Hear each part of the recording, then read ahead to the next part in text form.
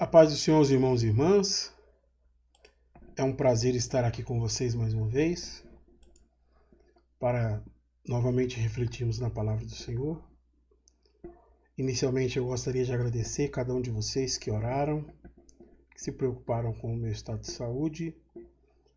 Confesso que ainda carecemos das suas orações em favor da irmã Simar e da Joana, mas já temos visto a poderosa mão do Senhor nos guardar e nos proteger, e eu sou cônscio disso, que os irmãos oraram por nós e Deus, com a sua graça, nos sustentou. Hoje, antes de iniciar a nossa reflexão, queria começar então com uma oração, agradecendo a Deus por isso e pela oportunidade que temos de estar aqui reunidos mais uma vez. Feche seus olhos, vamos orar? Senhor, na noite desse dia eu quero te agradecer pela vida que nos concede, pela oportunidade que o Senhor nos dá de estarmos aqui reunidos mais uma vez para refletirmos da Tua Palavra. Te pedimos, ó Pai, que a Sua Palavra fale aos nossos corações, nos oriente em toda a verdade e nos capacite a vivermos de forma digna diante do Senhor. É assim que nós oramos e te pedimos em nome de Jesus. Amém. Muito bem, a partir de hoje nós estamos aí iniciando uma série de reflexões no livro de Ruth, Vida Humana e as Maneiras de Deus Agir. Eu quero explicar isso a vocês, mas antes é preciso entender que o livro de Ruth é um livro pequeno, apenas 4 capítulos. Mas apesar disso, ele é um livro absolutamente encantador. Afinal de contas, este é um livro profundamente humano. Ele conta uma história que tem características de realidade que podem ser identificadas com a história de qualquer um de nós. Facilmente nós conseguimos nos enxergar como parte dessa história. Não demora muito e nós começamos então a nos colocar na condição daqueles personagens. Por exemplo, a pobre Noemi, nós começamos a sentir os golpes que a vida começa a deferir contra ela, com a fome, com o exílio, com a tristeza, com a solidão. E como é fácil se identificar com Ruth. Essa mulher cheia de compromissos, coragem, inteligência. E o que dirá de Boaz? Este homem cheio de graça, este homem bondoso. Em suma, o livro vai nos apresentar uma história com personagens comuns. Pessoas simples como eu e vocês. E é exatamente por causa disso, dessa vida sincera e desse modo simples, que nós nos identificamos tanto com essa história. É por esses elementos da vida comum, cotidiana e simples, que há quem diga que o livro apresenta o modo de Deus agir na vida humana. E é sobre essa perspectiva que eu quero abordar com você aqui as nossas reflexões. A vida humana e as maneiras de Deus agir. A vida humana tem muitas façanhas, muitas características, boas e ruins, muitos dilemas. E diante de tudo o que a vida humana possui, nós conseguimos ver uma ação e uma interação divina. Eu coloquei para você uma citação para tentar exemplificar isso que estou dizendo aqui. Leia comigo, por favor, o que aparece aí. Em Ruth, a providência divina resolve as 3 necessidades humanas comuns que pendem ameaçadoramente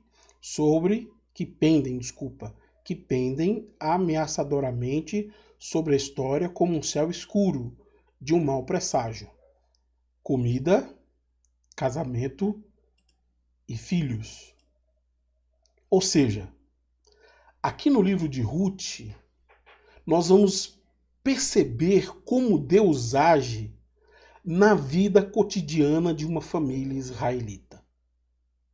Em questões cotidianas que estão amplamente ligadas à minha e à sua vida. Todos nós lidamos com questões cotidianas. Mas A grande questão é como Deus age em nosso cotidiano, com questões inesperadas, com questões difíceis. Como Deus revela o seu cuidado, como Deus revela a sua ação, a sua presença em questões cotidianas das quais todos nós estamos envolvidos. Eu queria refletir com você isso ao longo de todo o livro de Ruth, mas inicialmente eu quero fazer isso no versículo de número 1 e no versículo de número 2. Vamos fazer então a leitura? Observe comigo que cotidiano que aparece aqui para a gente refletir. Nos dias em que os juízes governavam Israel, houve uma grande fome na terra. Por isso, um homem deixou seu lar em Belém de Judá e foi morar na terra de Moabe, levando consigo esposa e 2 filhos. O homem se chamava Elimeleque e a esposa Noemi. Os filhos se chamavam Malom e Quilion. Eram efrateus de Belém de Judá. Quando chegaram a Moabe, estabeleceram-se ali. Essa história ela vai ser situada aí no período dos juízes. E nós sabemos que o período dos juízes é um tempo entre a morte de Josué, em Juízes capítulo 1 e versículo 1, e a coroação de Saul em 1 Samuel 10. Então, entre esse tempo é que vai acontecer a história do livro de Ruth, que nós vamos, então, passar a refletir a partir de hoje. É esse cenário. Mas, além de sabermos que se situa no período dos juízes, o autor também acrescenta aí, no versículo de número 1, uma fome que assolou a terra. A gente sabe, à luz da Bíblia, que existem muitas causas naturais para a fome. Seca, doença, invasão de gafanhotos, quando se perde gado, quando se entra em guerra. Em alguns casos, há também a fome associada ao julgamento divino. Mas veja que aqui o autor não está nos dizendo o motivo. Não há apresentação porque aquela condição de fome ela aconteceu naquele contexto. Mas há um elemento importante aqui, é aqui que nós temos que concentrar a nossa atenção. Eu havia dito a vocês que o livro de Ruth apresenta o modo como Deus age na vida cotidiana de uma família comum. Perceba que agora é isso que precisamos identificar. Como Deus age quando uma família comum é assolada pela fome e precisa lidar com este problema. Porque nós vivemos circunstâncias como essas. Eu não me cansarei de falar sobre nós, porque nós nos identificamos com muita facilidade nessa história pelos elementos que eu já disse, por ser a história da vida comum, da vida humana como ela acontece. Mas e Deus? Como Deus age sobre uma família que se vê diante da dificuldade de ter escassez de comida? Então, essa primeira observação é que o texto começa nos dizendo: na vida cotidiana, na vida comum, Deus age. E ele age também quando falta alimentos. Bom, eu queria destacar então 2 pontos importantes hoje desta situação em que revela o agir de Deus num cotidiano como esse, de faltar alimento, e aqui não há um motivo, a gente só sabe que há a falta de alimento. A primeira coisa que eu gostaria de destacar a vocês, eu reapresento aí, citando apenas um trecho do versículo de número 1. Nos dias em que os juízes governavam Israel, houve grande fome na terra. Por isso, um homem deixou seu lar em Belém de Judá e foi morar na terra de Moabe. A gente já sabe o que vai acontecer no desenvolvimento da história. Por isso a gente lê isso e não fica tão apreensivo. Nós conhecemos a história. Agora, imagine para aquelas pessoas que não sabem como as coisas vão acontecer. As fomes, a despeito desta aparência de tragédia, muitas vezes elas promovem o plano de Deus para o seu povo. E é isso a primeira coisa que nós descobrimos. É isso que está acontecendo com essa família. A despeito das tragédias, Deus está promovendo os seus planos. Hoje nós conseguimos dizer isso com um conhecimento total da história. A gente já sabe como a história vai ser desenvolvida.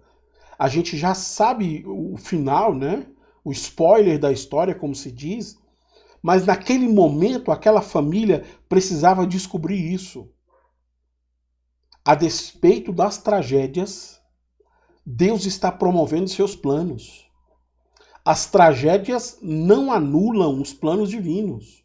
Pelo contrário, Deus se utiliza de circunstâncias e até circunstâncias extremas para fazer com que os seus planos sejam executados.